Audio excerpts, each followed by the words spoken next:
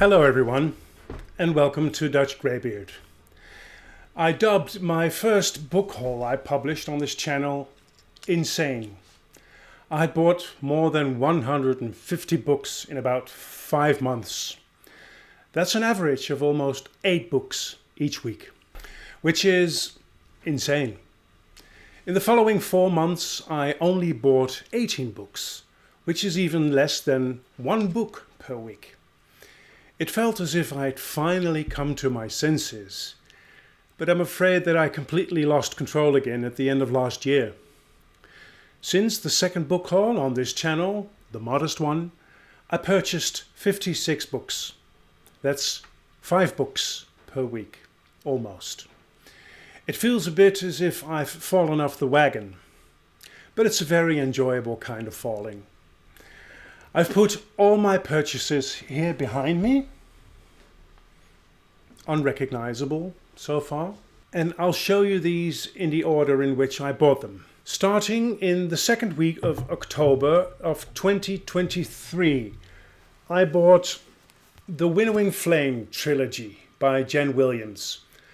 I had already bought her Copper Cat trilogy, and trusting that I would like her writing, I bought this one as well. They are The Ninth Rain,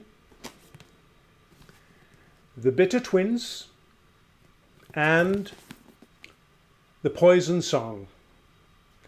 Plans for 2024 are that I'll read at least one trilogy by Jen Williams. I also bought 2 books by the French author Jules Verne. His books and several others in this haul belong to the classical fantasy because I'm very interested in finding out how the genre has evolved over the years. I've read the first one, which is this one, Journey to the Center of the Earth. This book was published in 1864, and I'm sorry to say I've read it already, and I'm sorry to say that it hasn't aged very well. I did a separate video on my reading experience for this book. I also bought 20,000 Leagues Under the Sea. Haven't read this one yet, and I'm not quite sure if I ever will.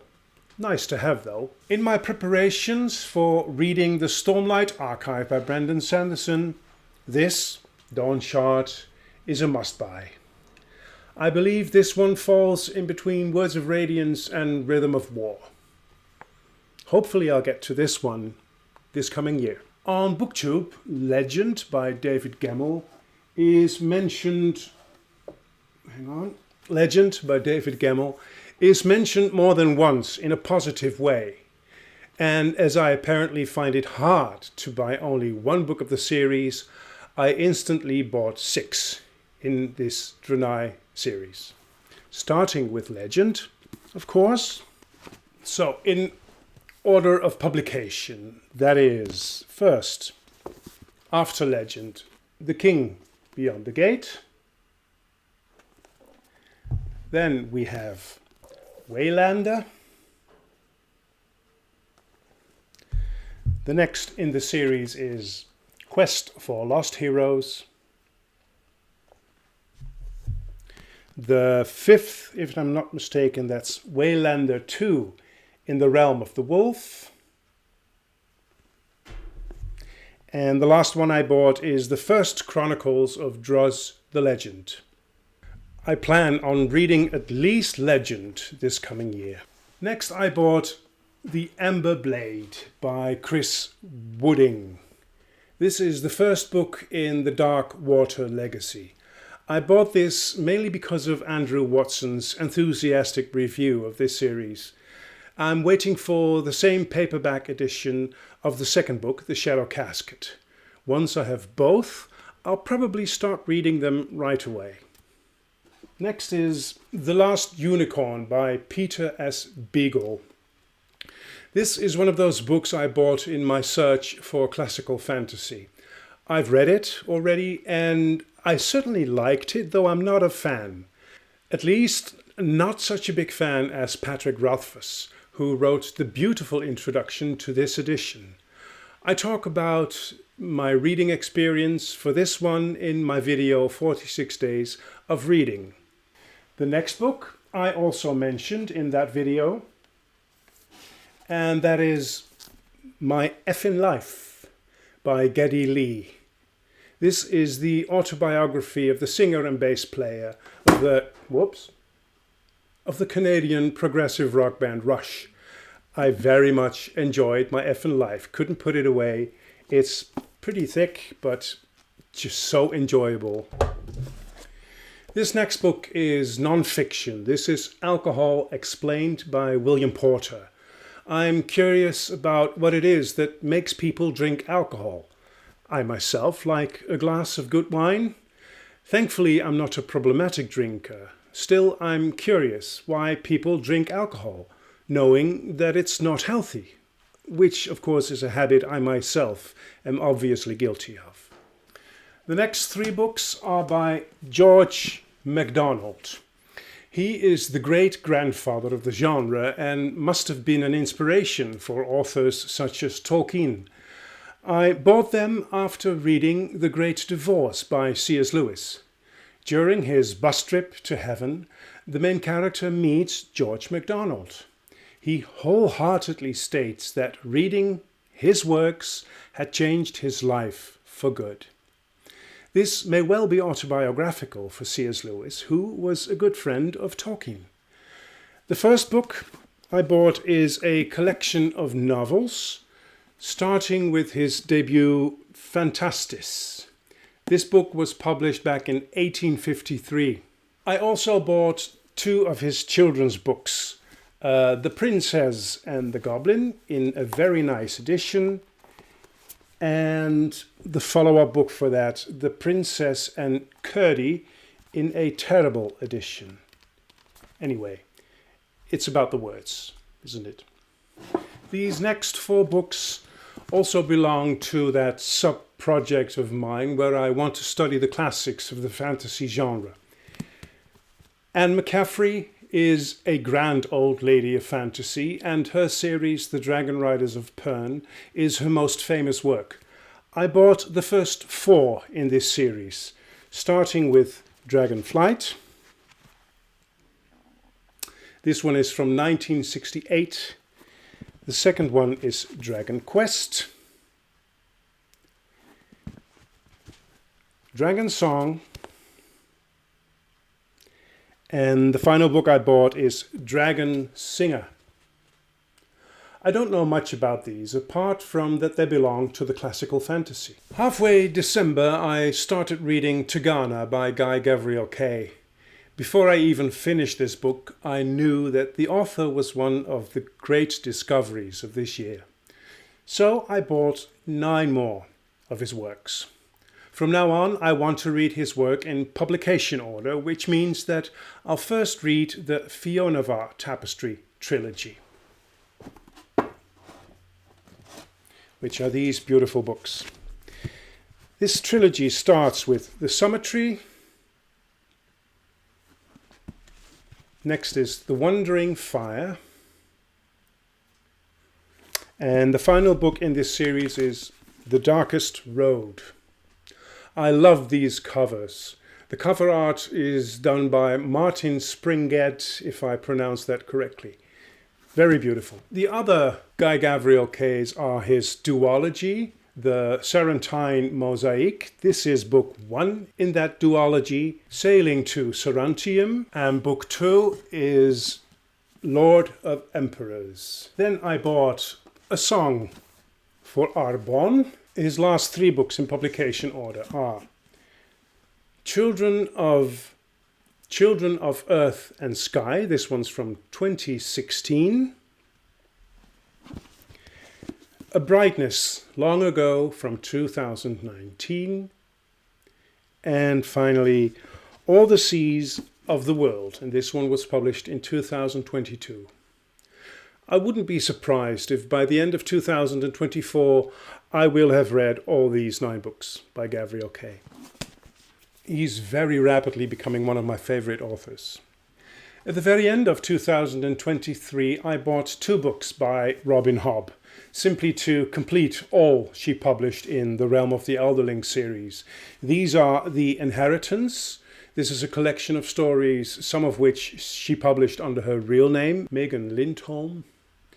and The Willful Princes and The Piebald Prince. I'm gradually collecting all of Jenny Word's, and before I start reading her huge epic series, Wars of Light and Shadow, I want to read some of her earlier works. So I bought Sorcerer's Legacy. This one was published in 1989.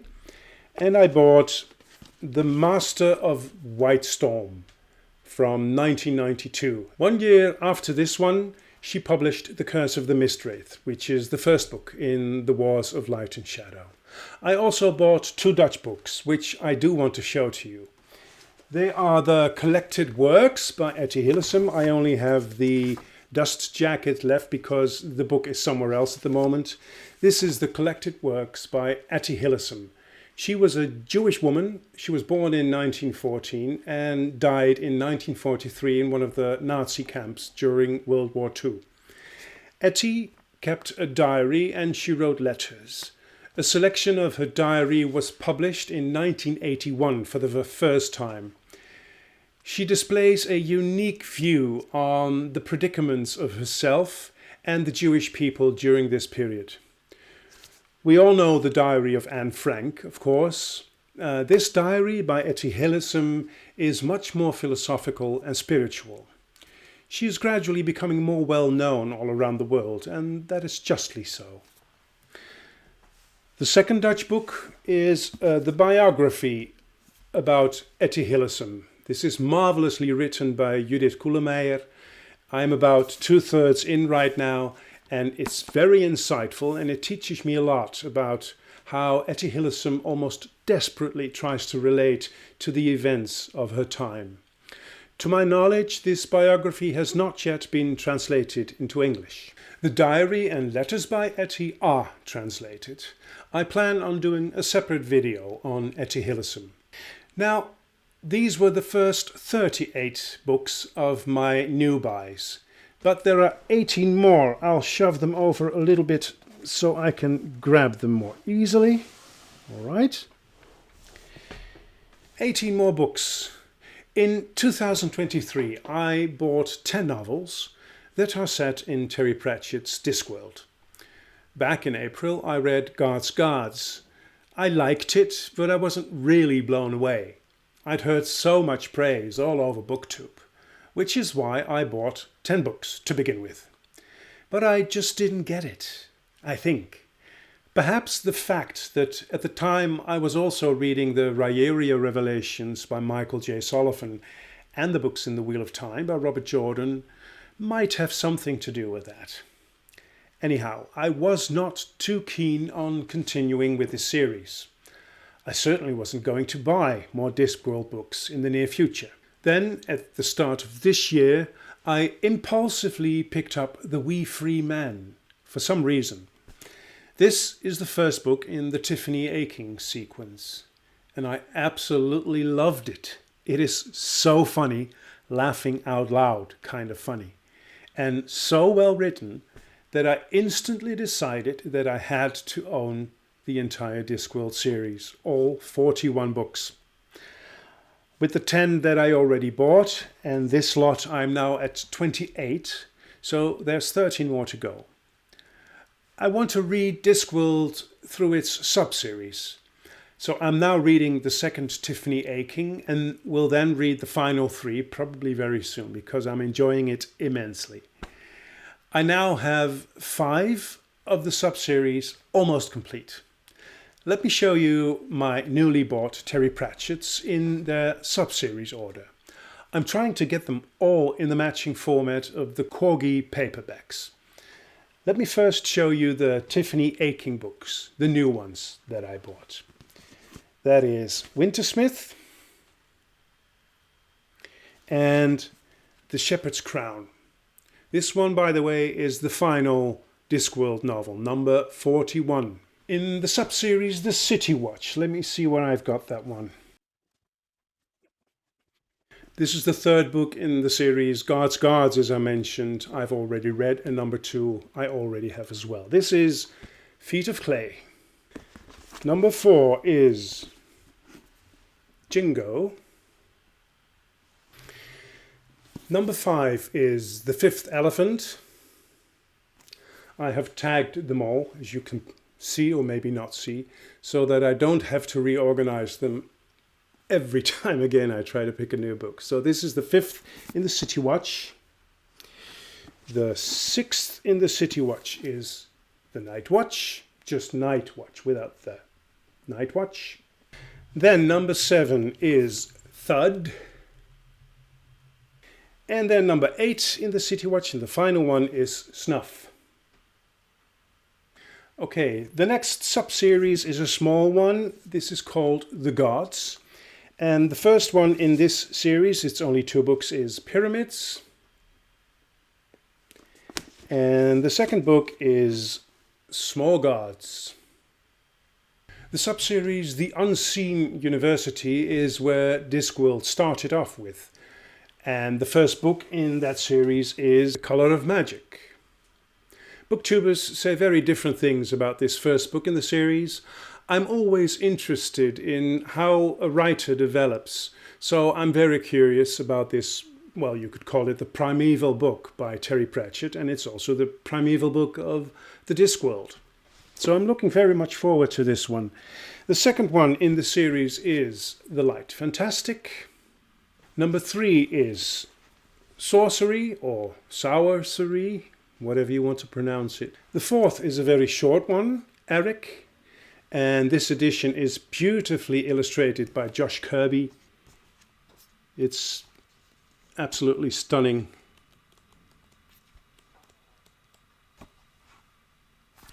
Beautiful. Looking forward to this one as well. It's getting old. Then the final one in The Unseen University, this is number 8, I think it's the final one, Unseen Academicals. Alright, I've got 3 more to show you. In the sub-series The Industrial Revolution, I bought Monstrous Regiment, this is number 2 in the series, Going Postal, and number 4, Making Money. The final book in this sub-series, Raising Steam, I cannot find in my preferred edition as of yet. The 2 other sub-series, The Witches with 6 books and The Death with 5 books, will probably show up in my next book haul video.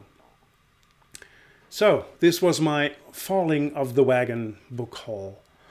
I seriously intend to restrain myself in the coming months, so that I'll read more books than I buy for a change.